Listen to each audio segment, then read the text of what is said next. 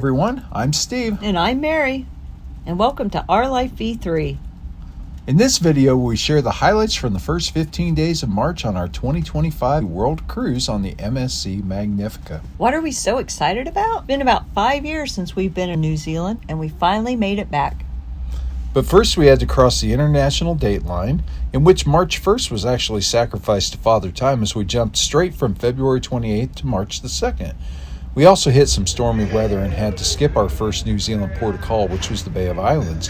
But in doing so, we upped the day and went directly to Auckland 2 days early and ended up canceling our America Cup sailing excursion. Maybe we'll hit it next time. But once we got into Auckland, it felt just like an old home week, having spent the last month of our time in New Zealand in Auckland. Yeah, we got to see where we stayed and where we shopped and where we walked along the beach and walked along the shoreline. It was quite fun. We took the 3-hour provided tour from MSC and got to go to the Auckland Museum, the Bastion Point, and the Auckland Harbour Bridge. But I'll tell you, we really enjoyed the museum so much that we chose to take a taxi back in the afternoon and continue our visit. Holy moa. Yeah, I was really surprised at what they had in the Auckland Museum. It wasn't just about the history of New Zealand, but also of all Polynesian people. So they had from artifacts from Samoa and New Guinea and other places. Tahiti. And some tribute to the world vets and the ANZAC celebrations, and it really was a great museum. Yeah, it was fun. It was a good place to see, and it was someplace that we missed while we were in Auckland. Probably closed due to COVID. Bastion Point. It was kind of an interesting place, a little bit of history that we hadn't heard, where the Maori people had some land either taken or they surrendered it to the Crown at one point. Somewhere in the late 1900s, there was a peaceful protest of over 500 days because the New Zealand government was going to sell off the land, and they had this big argument of who does the land belong to? And fortunately, the Maori people did get it back. Back on that ship tonight, New Zealand had brought a Maori performance group in who taught a few hakas and sang some traditional Maori folk songs. And it's always nice to see some traditional dance and storytelling and get to learn about the culture.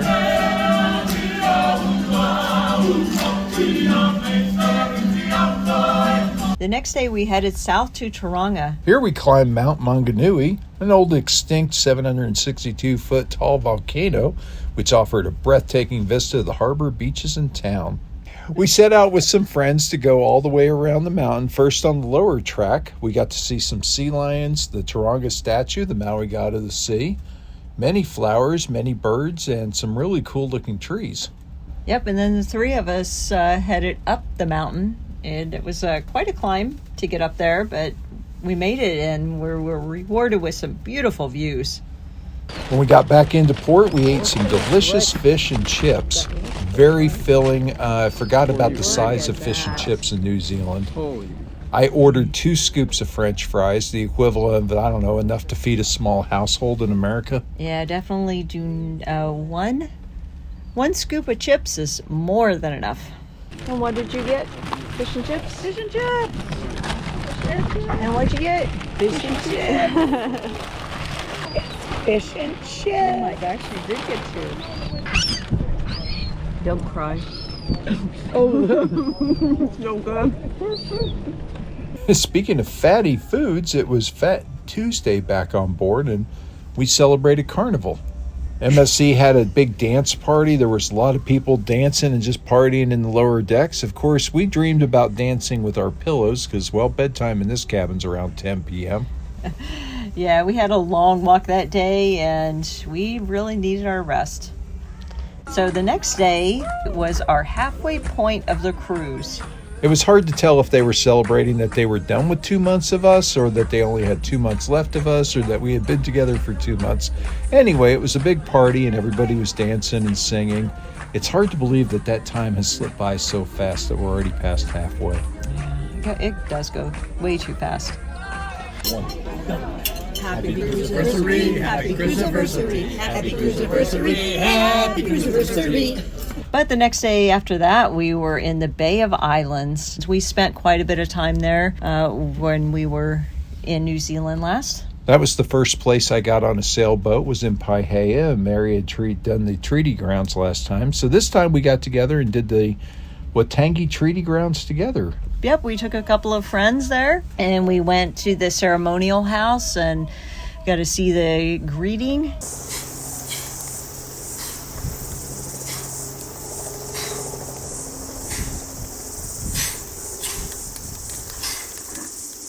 And we went inside and they learned about their weaponry, and they taught us all sorts of new things. We weren't allowed to actually film them in the house, but we were allowed to take pictures. So here's a little snippet of what it sounded like and looked like.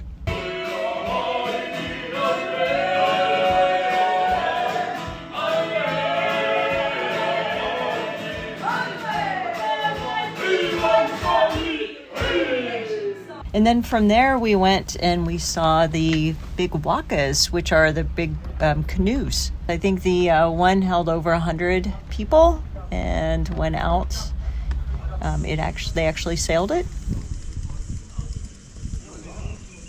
Afterwards, we went back into the city of Paihea and did some more shopping, picked up some more snacks.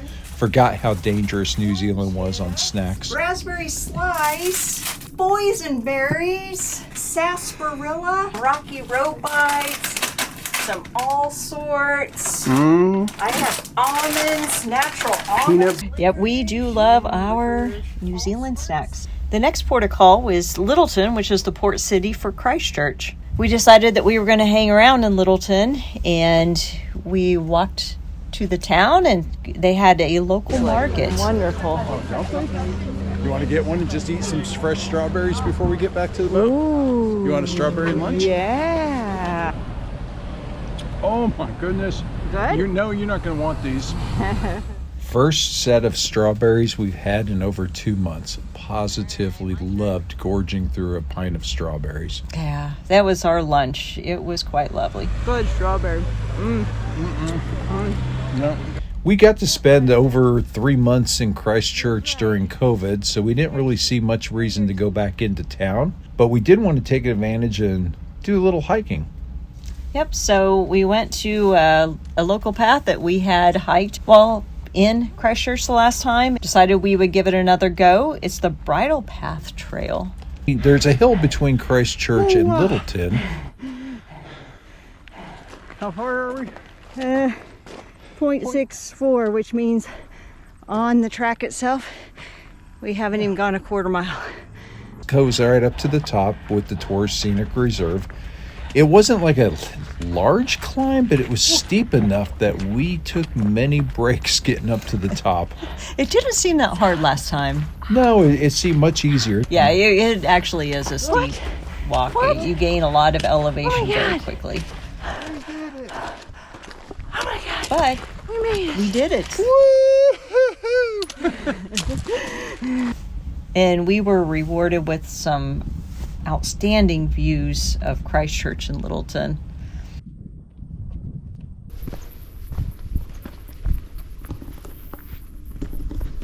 Oh, there's no earthquakes today.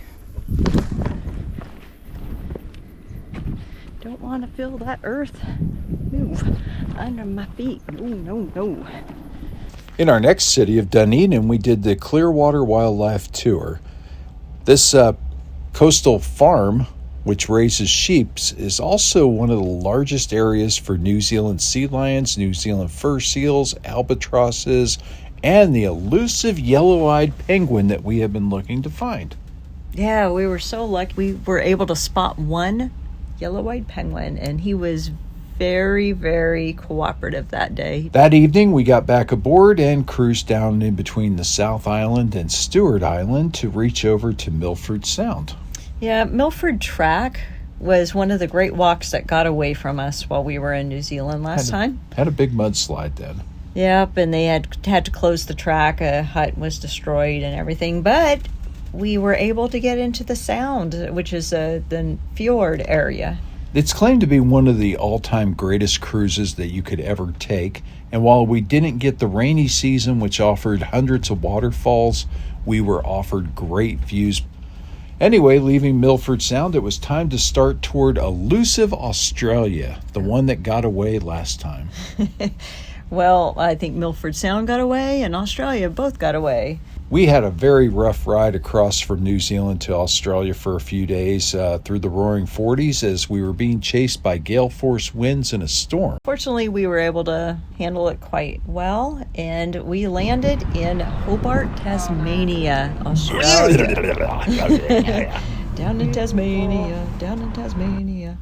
We took the MSC guided tour to Bonarang Wildlife Sanctuary, and here I got to have the fun time of feeding a kangaroo. A kangaroo? Many kangaroos. There you go. They were hungry. I had no idea kangaroos had claws, but this one came up, grabbed my hand with his little clawy paws, and just held on while he was eating all the food out of the sack. Yeah, they loved you. Oh, they did. They just kind of like surrounded you. Give them a little scratch under the chin, and they love that. But we got to see kangaroo, wallaby, wombats, some Tasmanian devils. The Tasmanian devils were not out, but we could see them hiding. They got to see their little nose and their eyes. But fortunately, last time we were in New Zealand, we got to see one in the zoo. So. Then we left, went to the small little town of Richmond, which was an old 1800s town, but it was unfortunately closed. It was raining and toward the end of the day, and everybody basically shut down. We got to see a bridge. Then it was on to Sydney. We got to spend 2 days in Anchorage and Sydney Bay. On day one, we took the MSC guided tour to Bondi Beach, one of the oldest surf life-saving clubs there, named Bondi Icebergs, and we got to tour the Sydney Opera House. The Opera House is way more impressive in person than it is from a distance. 6 different venues within there, and they run multiple shows throughout the year. One that's set up for opera, one that's set up for symphony, one that's set up for plays. We got to stay a little bit afterwards, walk around the city, enjoy some shopping, had some pretty good burgers on the wharf area down near the Opera House. And then on to day 2, where we took a private tour of the Blue Mountains, which was 2 hours outside of Sydney. Yellow, orange, white, very important. We ended up climbing down into the canyon. It was a slot canyon. It reminded us a lot of when we were in Ohio going to the hills. Had a lot of the same texture and coloring. What was really neat is climbing down through it in a very steep grade down into the slot canyon. You could feel the temperature change, and it's like you went from a desert into a rainforest down into a dark valley, and then you climb back out. It was a really nice, diverse ecosystem in there. Yeah, it was. I loved all of the waterfalls and just how they set it up.